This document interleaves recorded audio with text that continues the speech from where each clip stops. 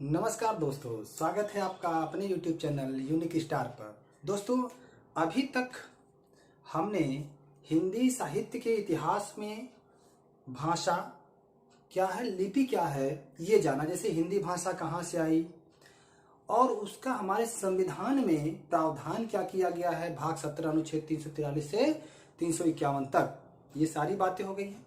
उसके बाद लिपि में एक सुधारात्मक प्रयास जो हुए 18वीं शताब्दी से लेकर 19वीं शताब्दी, 20वीं शताब्दी, वो सारी बातें हमने बता रखी। यहाँ हिंदी साहित्य का भाग 3 है। दोस्तों, हम लोग भाग 3 की बात करेंगे।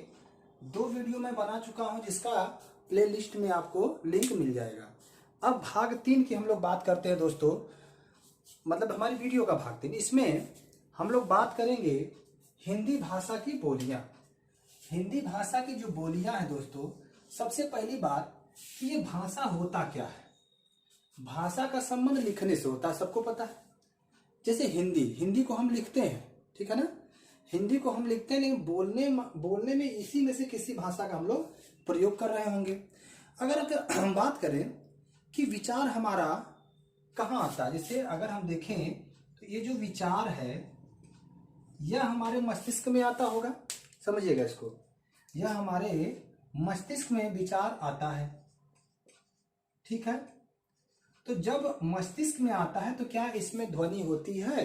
तो बिल्कुल नहीं होती है। यानी ये जब विचार आता है तो अध्वनात्मक होता है।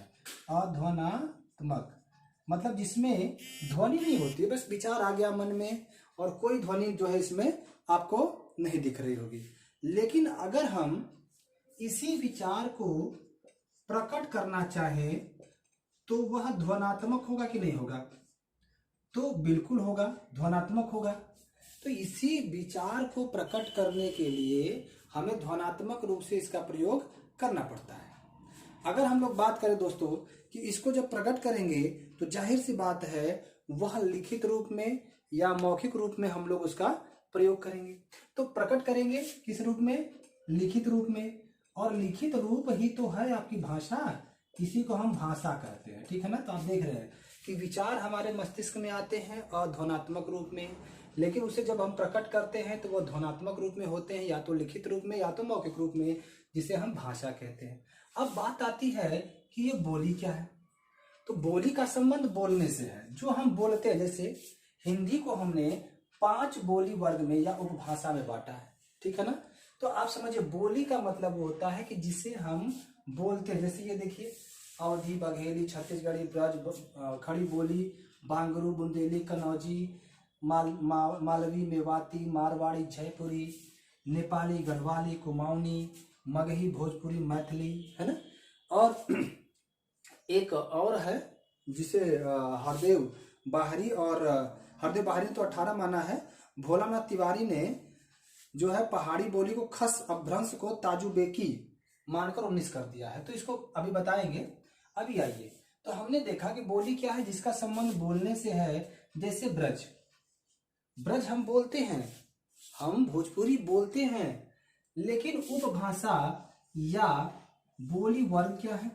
तो उपभाषा या बोली वर्ग का संबंध न तो बोलने और न ही लिखने से है। न इसे हम बोलते हैं दोस्तों और न ही लिखते हैं। आप समझिए इस बात को कि बिना बोलने बिना लिखने की बात कर रहा है। जैसे हिंदी को ही 5 बोली वर्ग में बांटा गया ना। देखिए, पहाड़ी हिंदी, हम पहाड़ी हिंदी नहीं बोलते, हाँ, लेकिन उसके अंतर्गत नेपाली, गढ़वाली, कुमाऊनी बोली बोलते हैं। न इसको लिखते हैं ना ही हम बोलते, क्योंकि यह स्थान विशेष के नाम पर इसको नाम दे दिया गया। अब आइए देखते हैं हिंदी को दोस्तों 5 बोली वर्ग या उपभाषा में बांटा गया है। हिंदी को 5 बोली वर्ग या उपभाषा में बांटा गया है, जिसे हम पूर्वी हिंदी कहते हैं। पूर्वी हिंदी का तात्पर्य अवधी, बघेली और छत्तीसगढ़ी बोली जाती है। पूर्वी हिंदी में अवधी आएगी, बघेली आएगी, छत्तीसगढ़ी। तो छत्तीसगढ़ी वाला हिस्सा आप जानते हैं कि छत्तीसगढ़ में है दोस्तों। और ध्यान रखिएगा, इसी को अर्धमागधी अपभ्रंश कहते हैं, ठीक है ना, अर्धमागधी अपभ्रंश। पश्चिमी हिंदी में 5 बोलियां हैं। पश्चिमी हिंदी जो भाषा है उसमें 5 बोलियां, ब्रज, खड़ी बोली, बांगरू, हरियाणवी इसे बोलते हैं, बुंदेली और कन्नौजी। उसके बाद राजस्थानी हिंदी, ग्रियर्सन, ग्रियर्सन जो बहुत बड़े साहित्य मतलब इतिहास, हिंदी इतिहास के जानकार रहे हैं, इन्होंने राजस्थानी हिंदी की 74 बोलियों को समाहित कर 4 बोलियों में बताया, मालवी, मेवाती, मारवाड़ी, जयपुरी। और इसी राजस्थानी हिंदी को हम सौर सेनी अपभ्रंश भी कहते हैं। हम इसे क्या कहते हैं? सौर सेनी अपभ्रंश। सौर सेनी अपभ्रंश, देखिए सौर सेनी है और सौर सेनी अपभ्रंश है। अब आते हैं दोस्तों पहाड़ी हिंदी की तरफ। और पहाड़ी हिंदी की तरफ जब हम बढ़ते हैं तो देखते हैं कि इसमें भी पश्चिमी पहाड़ी और मध्यवर्ती पहाड़ी दोनों अलग अलग है, और इसी को खश अपभ्रंश भी कहते हैं। खश अपभ्रंश भी कहते हैं। तो यह खश अपभ्रंश जो है यह पहाड़ी हिंदी को कहते हैं, राजस्थानी हिंदी को सौर सेनी अपभ्रंश कहते हैं, पश्चिमी हिंदी को सौर सेनी और पूर्वी हिंदी को अर्धमागधी अपभ्रंश कहते हैं। पहाड़ी हिंदी में पश्चिमी पहाड़ी एक पार्ट और दूसरा पार्ट मध्यवर्ती पहाड़ी है। इसी मध्यवर्ती पहाड़ी को हम 3 भागों में बांटते हैं, नेपाली, गढ़वाली और कुमायूनी, ठीक है ना। उसके बाद बिहारी हिंदी। बिहारी हिंदी दोस्तों जो है इसे हम लोग क्या कहते हैं? तो बिहारी हिंदी को हम लोग मागधी अपभ्रंश कहते हैं। इसे क्या कहते हैं? मागधी अपभ्रंश। इस चार्ट को ना बहुत अच्छे से बना लीजिएगा। आप इस चार्ट को बना लेंगे तो हमेशा याद हो जाएगा। क्यों? देखिए ये यहां से आया, इसमें से 3 बोलियां आई, है ना। यहां से आया तो इसमें से 5 बोलियां आई, 5 3 8 हो गया। फिर समझिएगा, फिर यहां से आया तो ये 4 बोलियां हो गई। फिर यहां से आया तो 3 बोली और आई। फिर यहां से आया तो 3 बोली और आई।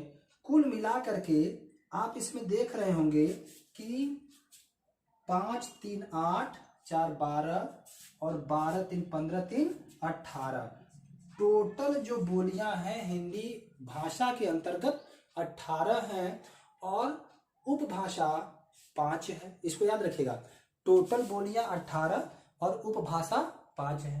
अब आपका प्रश्न उठता है कि 18 जिसने बताया, ध्यान रखिएगा, इनका नाम है हरदेव बाहरी, और एक व्यक्ति का नाम याद रखिएगा, वो बड़ा इंपॉर्टेंट है दोस्तों, जिनका नाम है भोलानाथ तिवारी। भोलानाथ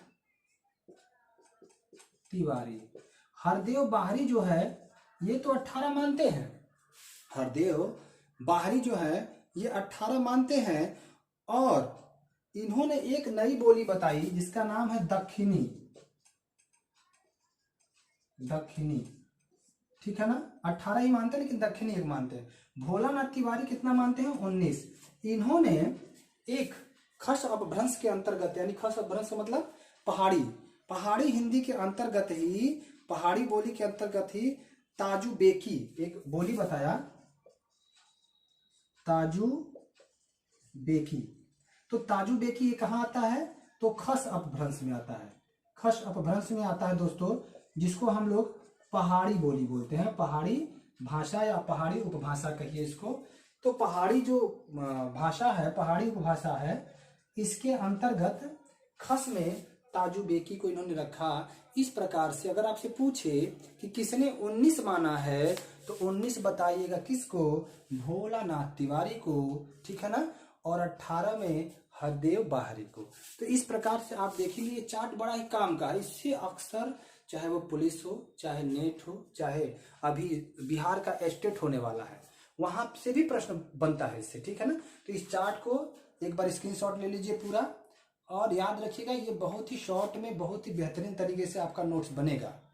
तो ये हिंदी भाषा की बोलियां, जिसमें 5 उपबोली या बोली वर्ग कहिए, उपभाषा कहिए उसको, जिसमें पूर्वी हिंदी, पश्चिमी हिंदी, राजस्थानी हिंदी, पहाड़ी हिंदी और बिहारी हिंदी।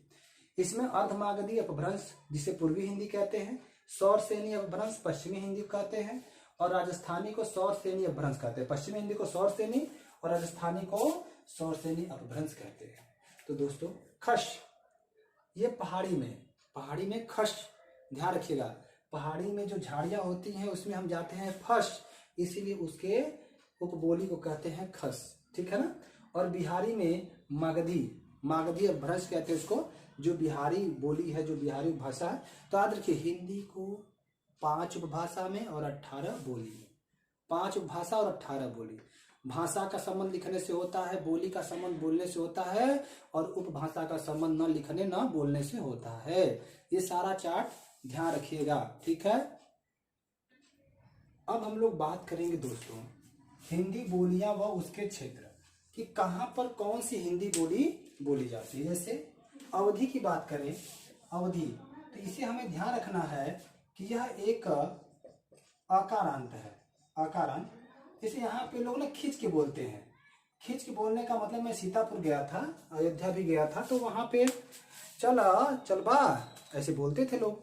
तो कहने का मतलब ये है कि ये अकारांत है जिसमें जैसे पठत, चलत, दौड़त, खात, सोवत ऐसे बोलते थे।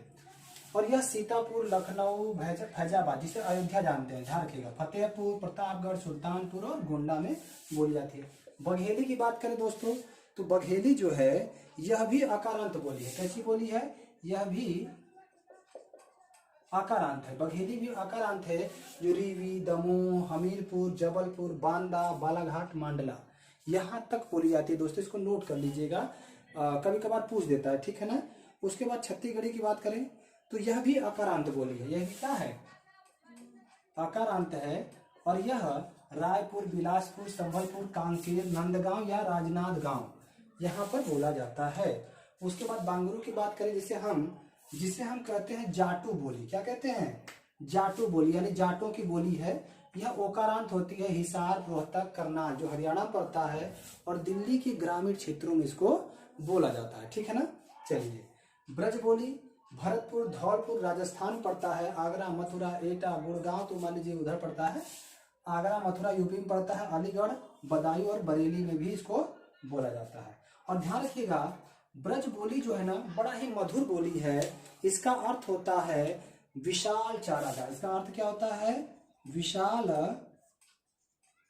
चारागाह। और ध्यान रखिएगा, इसी में सर्वाधिक साहित्य सृजन हुआ। इसमें क्या हुआ है?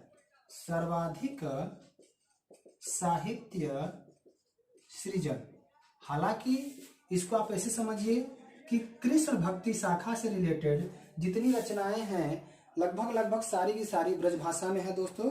कृष्ण भक्ति, ठीक है। यह ओकारांत बोली है, ठीक है ना। यह कैसी है? तो यह दोस्तों ओकारांत भाषा है। ओकारांत बहुत ही मधुर भाषा है, मन मोहने वाली भाषा है दोस्तों। अब आते हैं बुंदेली। यह झांसी, जालौन, होशंगाबाद और ओरछा में बोला जाता है। झांसी, जालौन, औरंगाबाद, ओरछा। और ध्यान रखिएगा, यह ओकारांत बोली है। यह भी क्या है? ओकारांत, ओकारांत है दोस्तों। उसके बाद कन्नौजी जो कानपुर, इटावा, पीलीभीत, शाहजहांपुर, मैनपुरी और फर्रुखाबाद में बोला जाता है। और यह जो भाषा है दोस्तों, यह भी ओकारांत है। कैसी है? ओकारांत है।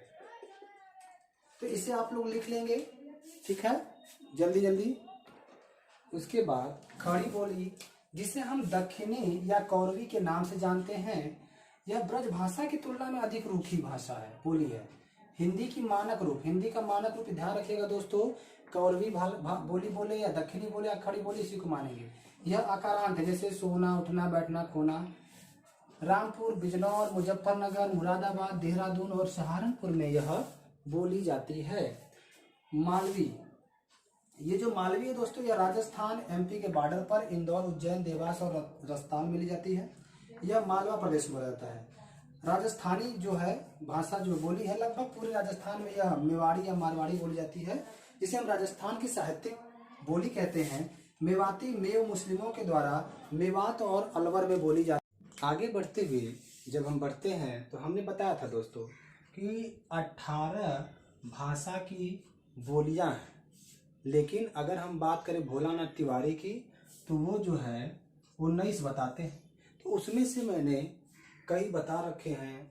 और जयपुर में जब जाते हैं तो जयपुर, देखिए जयपुरी जो है, जाहिर सी बात है ये राजस्थान में बोली जाएगी। जयपुरी कहाँ बोली जाएगी? राजस्थान में। राजस्थान की राजधानी जयपुर है, तो जयपुरी कहाँ बोली जाएगी? राजस्थान में बोली जाएगी। और जयपुर की जो भाषा है ना, बड़ा जबरदस्त है, बड़ी अच्छी लगती है, समझिएगा। जैसे वहाँ पे दुल्हन या बहू को बिनड़ी बोलते हैं, बिनड़ी या हाँ बिनड़ी बोलते हैं, बिंदड़ी है ना। तो जयपुर, दौसा, सवाई माधोपुर, करौली, कोटा, बूंदी और झालावाड़, इन जगहों पर आपका जयपुरी बोला जाता है। अब आते हैं पश्चिमी पहाड़ी में दोस्तों।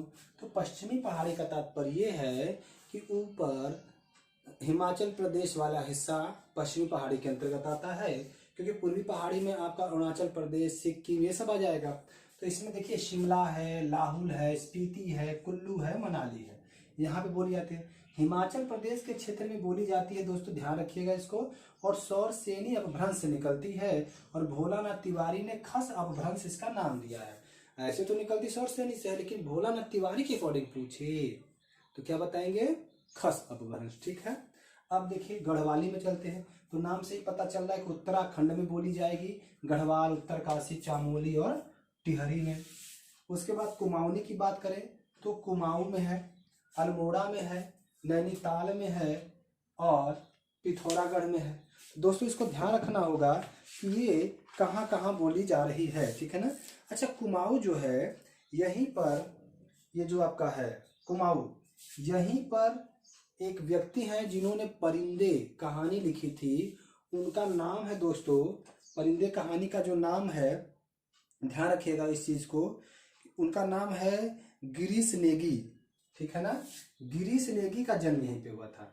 बहुत इंपॉर्टेंट याद रखिए, गिरीश नेगी जो है इनका जन्म यहीं पे हुआ था। इन्होंने परिंदे कहानी लिखी थी। क्या लिखी थी, परिंदे कहानी लिखी थी। बड़ा इंपॉर्टेंट है और बहुत ही पॉपुलर कहानी इनकी, परिंदे, जो कुमाऊं में पैदा हुए थे।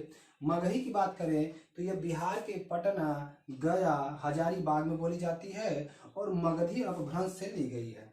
और ध्यान रखिएगा ये जो है मगध में ना, मगध यानी पटना यानी बिहार, और मगध में ही बौद्ध विहार करते थे।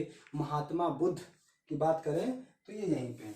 अब आते हैं मैथिली, बहुत ही बिहार की बहुत ही पॉपुलर बोली कहिए इसको, बहुत साहित्यिक बोली है ये मैथिली। और मैथिली जो है बिहार के पूर्णिया में, मुंगेर में और दरभंगा में बोली जाती है। ठीक है ना।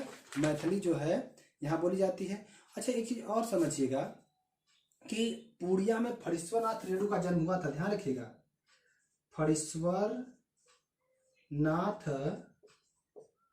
रेणु, इनकी एक बहुत ही चर्चित कहानी है जो आपके सेकेंड पेपर, बिहार टेट के सेकेंड पेपर में इन्हीं की एक कहानी है, फणीश्वरनाथ रेणु की। यह ध्यान रखिएगा। मुंगेर की बात करें दोस्तों तो मुंगेर में दिनकर साहब जन्म लिए थे। मुंगेर में कौन, रामधारी सिंह दिनकर। और दरभंगा में दोस्तों आधुनिक कबीर जिसका नाम है नागार्जुन, इन्हें आधुनिक कबीर कहा जाता है। नागार्जुन साहब हैं, आधुनिक कबीर के नाम से जाने जाते हैं दोस्तों। ये दरभंगा में पैदा होते थे। दिनकर जिसे हम राष्ट्र कवि कहते हैं, राष्ट्र कवि सेकेंड है ना, क्योंकि पहले मैथिली सरगुप्त की बात होती है। तो राष्ट्र कवि सेकेंड के तौर पे मुंगेर में जन्मे जो आपके दिनकर साहब हैं, इनकी बात होती है। दरभंगा में जन्मे आधुनिक कबीर नागार्जुन की बात होती है। ठीक है ना। अब इस चीज को ऐसे समझना है कि यहाँ पर हमने लगभग सारी बोलियां जितनी थी, 18 बोलियां थी, जिसमें से 17 का लगभग मैंने जिक्र कर दिया कि ये कहाँ बोली जाती है। अगर आपसे प्रश्न कर दे कि भाई आपका जो बिहार के विस्तृत क्षेत्र में बोली जाने वाली बोली क्या है, तो आप ध्यान रखिएगा भोजपुरी है। हालांकि बिहार के साथ साथ उत्तर प्रदेश के आप बनारस में चले जाइए, ठीक है ना। बनारस में चंदौली, ठीक है ना। देखिए बनारस में भी भोजपुरी बोली जाती है, चंदौली में भी बोली जाती है। साथ ही साथ दोस्तों इसको जो है गाजीपुर, बलिया, गोरखपुर, देवरिया, आजमगढ़, गाजीपुर, बलिया, गोरखपुर, आजमगढ़, देखिए बहुत ही ना विस्तृत जगह पे बोली जाती है, मतलब विस्तृत क्षेत्र में बोली जाती है। काफी बड़ा क्षेत्र है इसमें। एक अगर जिले लिखना है तो एक आध जिले और लिख सकते हैं हम लोग इसमें, जैसे बलिया हो गया, गोरखपुर हो गया, गाजीपुर हो गया, आजमगढ़ हो गया, बस्ती चंदौली भी लिख लीजिए इसमें, बस्ती चंदौली वाले भी यही बोलते हैं, भोजपुरी है ना, बस्ती। और ये उसके बाद आपका जो है इस तरीके से पूरा का पूरा जो आपकी बोलियां हैं वो कंप्लीट होती हैं, कहाँ बोली जाती हैं। और हिंदी का जो उपभाषा है 5 उपभाषाएं हैं, जिसमें जोड़ते हुए देखा जाए तो 18 बोलियां हैं दोस्तों। और 18 और 19वीं बोली जो है बताया है भोलानाथ तिवारी ने। इस प्रकार से इसको स्क्रीनशॉट ले लीजिएगा और मैं उम्मीद करता हूं कि ये चीज़ें समझ में आ रही होंगी।